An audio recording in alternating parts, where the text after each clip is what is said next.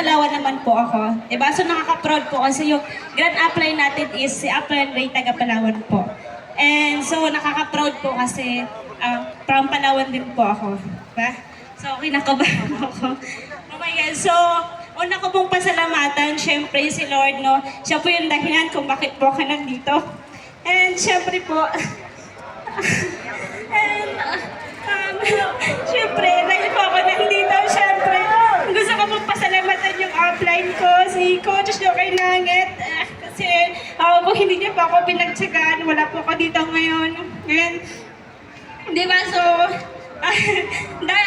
actually, na-invite niyo po ako through online. So, kinulit lang din po niya ako. Actually, hindi naman po ako sumali that time nung na-invite niya ako, di ba? So, pinagtsagaan lang din naman niya talaga ako. So, that time, nung unang invite niya sa akin, hindi po ako sumali kasi wala po akong time. Nung reason ko po is wala po akong time, di ba? So, nung pangalawang, pangalawang abroad ko na, nung nasa Saudi, so nakikita ko po yung upline ko na nagpo-post po siya. So, doon na po ako nagtanong kung paano niya po ba ginagawa yung negosyo. Kasi sabi ko that time, so wala naman pong masama kung itatry ko po yung business, diba? So, kasi that time sabi ko, 2 taon po ako nag-abroad sa Qatar, din wala rin pong may nangyari. Kasi that time, so, akala ko po pag nag-abroad ako, is yayaman na ako.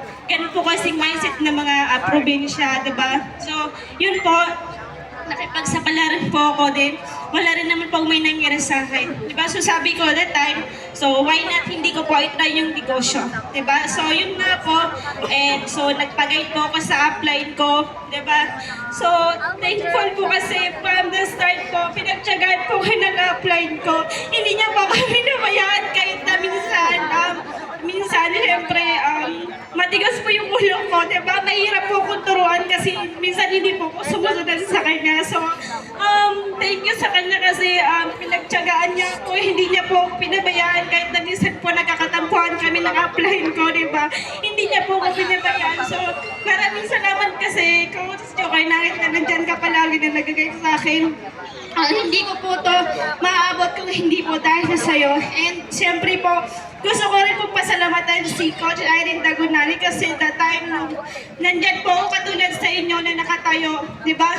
Hanggang madaling araw nakatayo, kumbaga namumulikat na yung paa, pero hindi po ako. Kasi isa rin ako sa na-inspire kasi sabi ko darating nung time, isa rin po ako sa mga kapagsalita dito, di ba? Ako po is single mom, so actually, mahirap po maging single mom, di ba?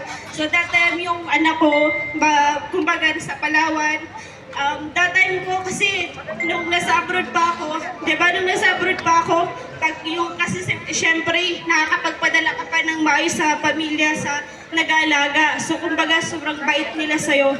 Nung that time, nung nag-i-start na ako, nung nag-decide na ako na iniwan ko po yung pagiging OFW ko. So, nag-full-time po ako. Ginawa ko full-time yung business. Siyempre, kumbaga, dumadaan ka rin sa proseso.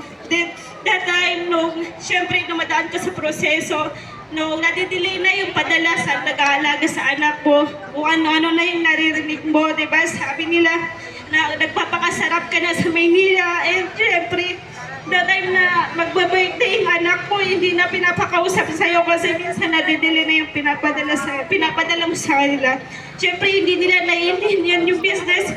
Akala nila nagpapakasarap ka lang sa Maynila, pero hindi nila na dumataan ka rin po sa proseso, di ba? And minsan, kahit nawala ka ng tulog, di ba? So, ahataw lang kasi sabi ko, darating yung time, makukuha ko rin yung mga anak ko. Diba? Sabi ko, kahit anong mangyari, sabi ko, hindi po ako susuko. Sabi ko, tutuloy lang ako kahit